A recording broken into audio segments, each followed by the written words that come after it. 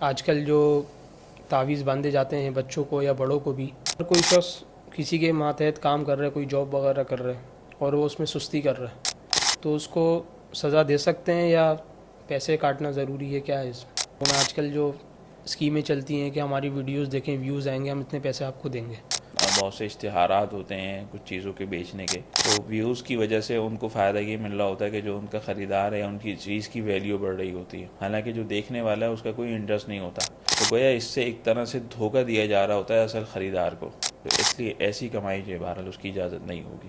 شہوت کے ساتھ اگر بیوی کو چھو لیا تو اس صورت میں اس پر دم واجب ہوگا، یعنی اس کو ایک بکری جو ہے وہ قربان کرنی پڑے گی۔ اس گنڈا جو ہے نا وہ اصل میں وجہ ہے کہ ہم نے اس کو چونکہ جو اس کا اصل مقصد تھا اس سے ہٹا دیا، ہم اس کے اندر پتہ نہیں کیا کیا چیزیں لے کر آ گئے ہیں۔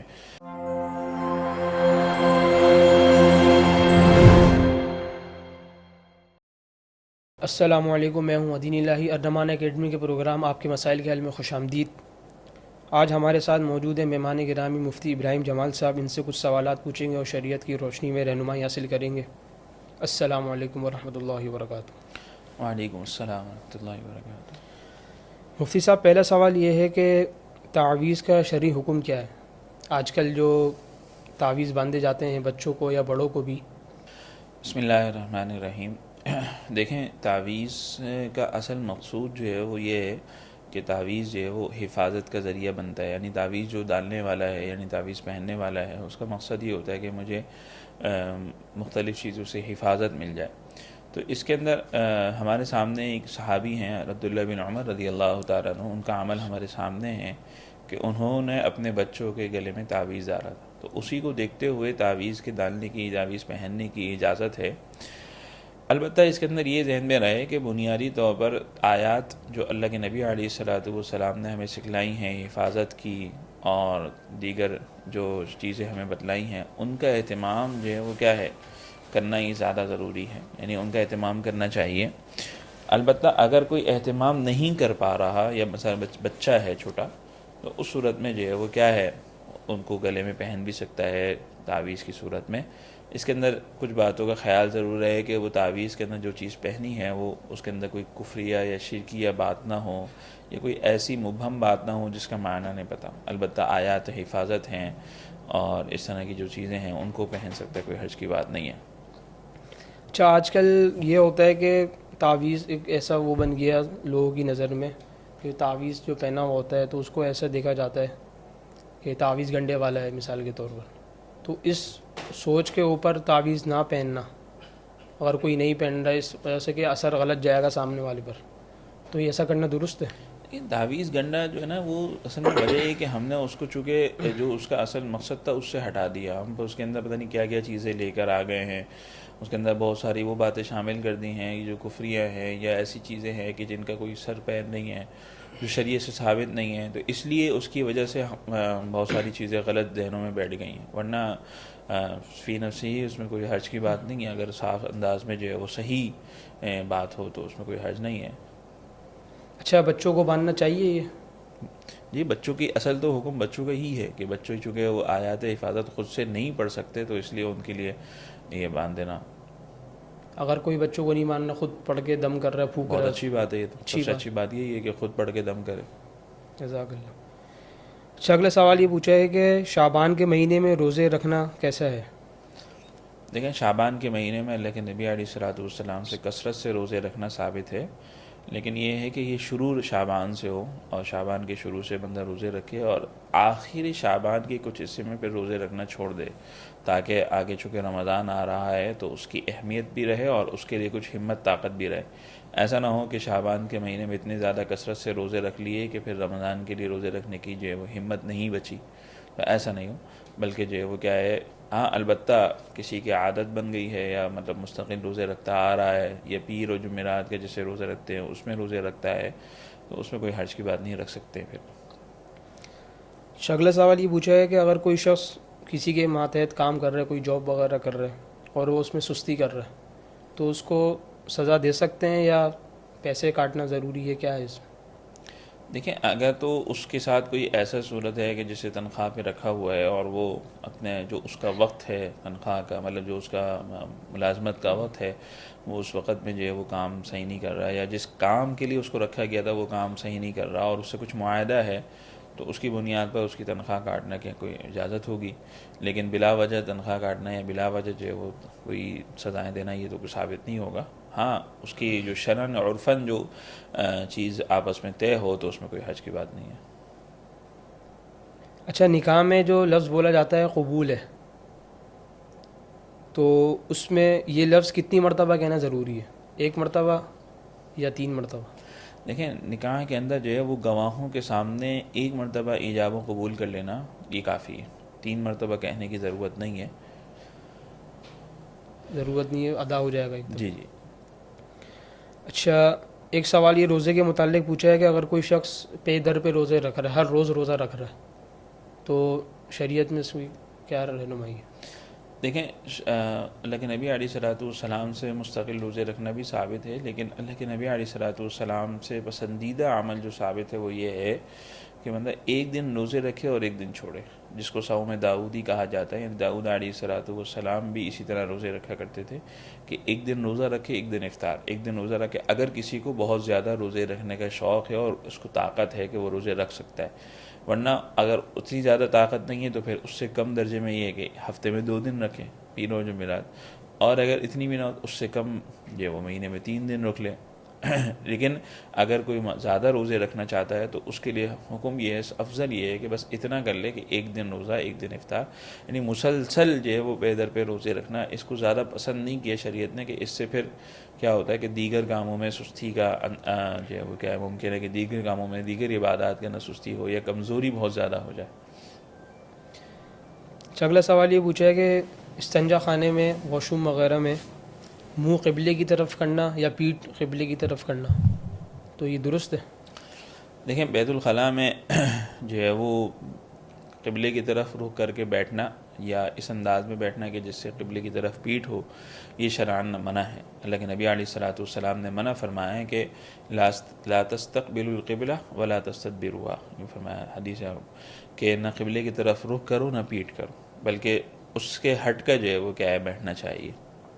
اچھا، اگر کسی جگہ میں وہ ہے شخص اور وہاں پہ واش روم اس اسٹائل میں بنے ہوئے کہ وہ یا تو قبلے کی طرف منہ ہوگا یا پیٹھ ہوگی، اور اس کو ضرورت بھی ہے فی الحال، تو اس میں اس کوئی کے اندر گنجائش نہیں؟ گنجائش یہ ہے کہ اب چونکہ وہاں تو وہ اس بیت الخلاء کو تو صحیح نہیں کر سکتا وہ، البتہ خود جس حد تک بچ سکتا ہے اس طور پر کہ تھوڑا سا آڑا ہو کر ترچھا ہو کر کے جس حد تک بچ سکتا ہے اس حد تک اختیار کر لے، اپنے آپ کو بچا لے. عذر کی وجہ سے اس کی جی رخصت بالکل. نکل جائے گی. اچھا، ایک سوال یہ پوچھا ہے کہ حالت احرام اور صوم میں اگر کوئی شخص اپنی بیوی کو چھو رہا ہے اور اس میں وہ اس کا انزال ہو جاتا ہے تو احرام یا روزہ ٹوٹ جائے گا اس سے؟ دیکھیں حالت احرام کے اندر اگر کوئی شخص جو ہے وہ کیا ہے اپنی بیوی کو چھو لیتا ہے اور اس چھونے کی وجہ سے اس کو انزال ہو جاتا ہے، صرف چھو لیتا ہے چاہے وہ انزال ہو یا نہ ہو، شہوت کے ساتھ اگر بیوی کو چھو لیا تو اس صورت میں اس پر دم واجب ہوگا. یعنی اس کو ایک بکری جو ہے وہ قربان کرنی پڑے گی وہیں حرم کے اندر، اس کو کہا جاتا ہے دم. اگر جو ہے اس نے اپنی بیوی کو احرام کی حالت میں شہوت کے ساتھ چھو لیا، چاہے انزال ہوا یا انزال نہیں ہوا، دونوں صورتوں میں. اور اسی طرح روزے کے اندر اگر تو جو ہے وہ چھوا اور چھونے کی وجہ سے انزال ہوا تو اس صورت میں پھر روزہ ٹوٹ جائے گا، قضا لازم ہوگی، کفارہ لازم نہیں ہوگا. اور اگر بغیر چھوئے ویسے ہی انزال ہو گیا بات سمجھ میں آ رہی، تو پھر اس صورت میں جو ہے وہ جو انزال ہونے کی وجہ سے روزہ نہیں ٹوٹے گا. روزہ نہیں ٹوٹے گا. اچھا، روزے کی حالت میں نکاح کرنا درست ہے؟ جی، روزے کی حالت میں نکاح کرنے کی اجازت ہے، کوئی حرج کی بات نہیں ہے. اور اسی طرح رخصتی کی بھی اجازت ہوگی، اس کی بھی کوئی حرج کی بات نہیں ہے. البتہ بیوی کے قریب روزے کی حالت میں نہیں جا سکتے، البتہ رات کے اندر جو ہے وہ اجازت ہے. لیکن اللہ تعالیٰ نے خود قرآن میں کہیں میں صراحتاً فرمایا کہ احل لکم لیلۃ الصیام. اچھا، حالت احرام میں اگر میاں بیوی نے خلوت کر لی کہیں پہ، اور تو اس سے بھی بچنا ضروری ہے، اور اس کا بھی کوئی کفارہ ہوگا؟ نہیں، صرف خلوت کر لینے سے کوئی فرق نہیں پڑے گا احرام کی حالت پر، کہ یعنی کہ دونوں جو ہے وہ تنہائی کے اندر ہیں اگر میاں بیوی، تو اس سے کوئی فرق نہیں پڑے گا. جب تک کہ جو ہے وہ کیا ہے وہ شوہر اپنی بیوی کو شہوت کے ساتھ چھوئے نہیں یا جو ہے وہ اور جو ہے وہ بیوی کے قریب دوسرے انداز میں جائے، تو اس صورت میں جو ہے وہ کیا ہے فرق پڑے گا، ورنہ صرف تنہائی اختیار کر لینا اس سے کوئی فرق نہیں پڑے گا، نہ ہی اس کی وجہ سے کوئی کفارہ ہے اور نہ ہی جو ہے وہ کیا ہے کوئی دم وغیرہ واجب ہوگا۔ ایک سوال یہ پوچھا ہے کہ ویڈیوز دیکھ کر پیسے کمانے کا کیا حکم ہے؟ آج کل جو اسکیمیں چلتی ہیں کہ ہماری ویڈیوز دیکھیں، ویوز آئیں گے، ہم اتنے پیسے آپ کو دیں گے، تو اس کا کیا حکم ہے؟ دیکھیں اس میں دو طرح سے برائیاں ہیں۔ ایک برائی تو یہ ہے کہ چونکہ عموماً اس ویڈیوز میں جو ہے وہ بہت سے اشتہارات ہوتے ہیں کچھ چیزوں کے بیچنے کے، تو ویوز کی وجہ سے ان کو فائدہ یہ مل رہا ہوتا ہے کہ جو ان کا خریدار ہے ان کی چیز کی ویلیو بڑھ رہی ہوتی ہے، حالانکہ جو دیکھنے والا ہے اس کا کوئی انٹرسٹ نہیں ہوتا، تو گویا اس سے ایک طرح سے دھوکہ دیا جا رہا ہوتا ہے اصل خریدار کو، تو اس سے بچنا ضروری ہے دھوکہ دہی سے۔ دوسری بات، ان ویڈیوز کے اندر عموماً اشتہارات ہوتے ہیں، اور وہ اشتہارات جو ہوتے ہیں وہ اس کے اندر نامحرم خواتین بھی ہوتی ہیں، تو اس لیے اس سے بھی بچنا بہرحال ضروری ہے، تو اس لیے ایسی کمائی جو ہے بہرحال اس کی اجازت نہیں ہوگی۔ اچھا، حالت احرام میں حجامہ لگوا سکتے ہیں؟ نہیں، حالت احرام میں حجامہ نہیں لگوانا چاہیے، الا یہ کہ اگر کوئی عذر ہے کہ کوئی بیماری ایسی آ گئی ہے کہ جس کی وجہ سے جو ہے وہ کیا ہے لگوانا ضروری ہے، تو پھر اس صورت میں لگوائے گا، تو پھر وہ چونکہ جس جگہ لگوائے گا وہاں کے اگر بال اس نے منڈوائے ہیں تو اس صورت میں پھر اس پر جو ہے وہ صدقہ دینا پڑے گا۔ اچھا، اگر کسی شخص نے روزے کی حالت میں اگر حجامہ لگوا لیا تو روزہ ٹوٹ جائے گا یا روزہ باقی ہے اس کا؟ نہیں، روزے کی حالت میں حجامہ لگوانے سے کوئی فرق نہیں پڑتا، الا یہ کہ اگر اس کو اتنی کمزوری لاحق ہو جائے، یعنی اس کو یہ اندیشہ ہو کہ مجھے حجامہ لگوانے سے کمزوری ہو جائے گی، تو پھر نہیں لگوانا چاہیے، لیکن اگر جو ہے وہ لگوا لیا روزہ اور نہیں کوئی ٹوٹے گا۔ کمزوری نہیں ہوئی تو مطلب اس نے روزہ اور کوئی ایسا مفسد عمل اختیار نہیں کہ جو روزے کو توڑنے والا ہو، تو اس سے کوئی فرق نہیں پڑتا، روزہ نہیں ٹوٹے گا۔ اچھا، کوئی عورت حالت حیض میں ہے اور اس نے احرام حالت حیض میں باندھ رہی ہے، تو کیا یہ درست ہوگا حالت حیض میں احرام باندھنا اس کے لیے؟ اور دیکھیں احرام اس کا بن جائے گا؟ احرام اس کا دیکھیں حیض کی حالت کے اندر احرام باندھنا چاہے حج کا ہو یا عمرے کا ہو، اس کی اجازت ہے، اس میں کوئی حج نہیں ہے، البتہ وہ کام یعنی جسے نماز پڑھنی ہوتی ہے 2 رکعت احرام کی نیت سے، جب بندہ باندھتا ہے احرام باندھتا ہے اس وقت 2 رکعت پڑھتا ہے تو وہ نہیں پڑے گی لامحالہ۔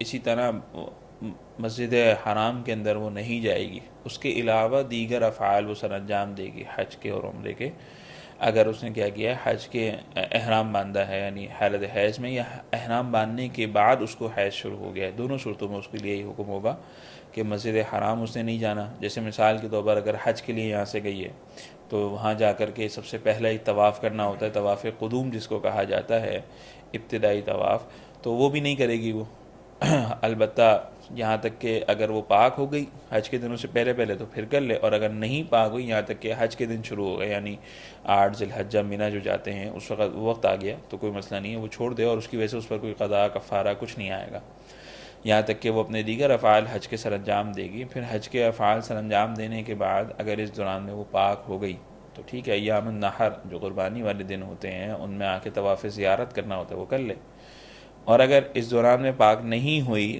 تو بھی طواف زیارت نہیں کرے گی، اگرچہ کرنا انہی دنوں میں ہوتا ہے لیکن وہ اختیار ٹھہرے رہے گی تھوڑے دن یہاں تک کہ وہ پاک ہو جائے اور پھر طواف زیارت کر لے۔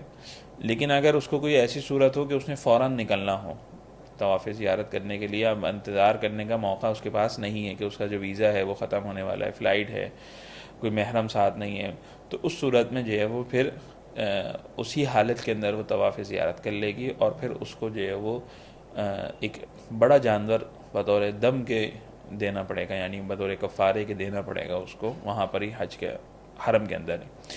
یہی حکم عمرے کا ہے کہ عمرے کے اندر جا کے طواف نہیں کرے گی، ٹھہری رہے گی یہاں تک کہ انتظار کرے گی پاک ہونے کا۔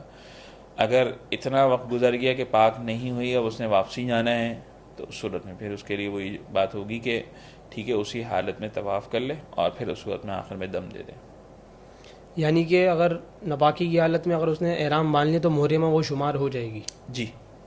جزاک اللہ۔ اچھا، اگلا سوال یہ پوچھا ہے کہ روزے کے درمیان اگر اس کو ناپاکی کے دن شروع ہو جائے حیض آ جائے تو روزہ اس کا والا روزہ ٹوٹ گیا، جب وہ واپسی جب روزہ جب اس کے پاک ہوگی تو اس روزے کی قضا کرے گی؟ جی بالکل، اگر دوران روزہ جو ہے وہ اگر کسی کو جو ہے وہ حیض آ جائے، پیریڈس آ جائیں، تو اس صورت میں پھر اس عورت کا وہ روزہ ٹوٹ جائے گا اور لامحالہ اس کو پھر اس کی قضا کرنی پڑے گی۔ البتہ اس دن کے لیے خاص اس کے لیے حکم یہی ہوگا کہ وہ بہتر ہے کہ احترام کرے روزے کا، یعنی کہ بالکل علن کھلم کھلا کھائے پیے نہیں، احترام کرے، رمضان کا احترام کرے۔ البتہ اس کا روزہ ٹوٹ گیا بہرحال، یعنی کہ روزہ ٹوٹ گیا وہ کھا سکتی ہے یا چھپ کے بالکل کھا سکتی ہے، کھانے میں کوئی منع نہیں ہے، لیکن احترام کرے دوسروں کے سامنے مت ظاہر کھائے۔ کر کے نہ کھائے؟ جی بالکل۔ جزاک اللہ مفتی صاحب، وقت دینے کا شکریہ۔ اللہ تعالی ہم سب کو مسائل سمجھ کر اس پر عمل کرنے کی توفیق عطا فرمائے۔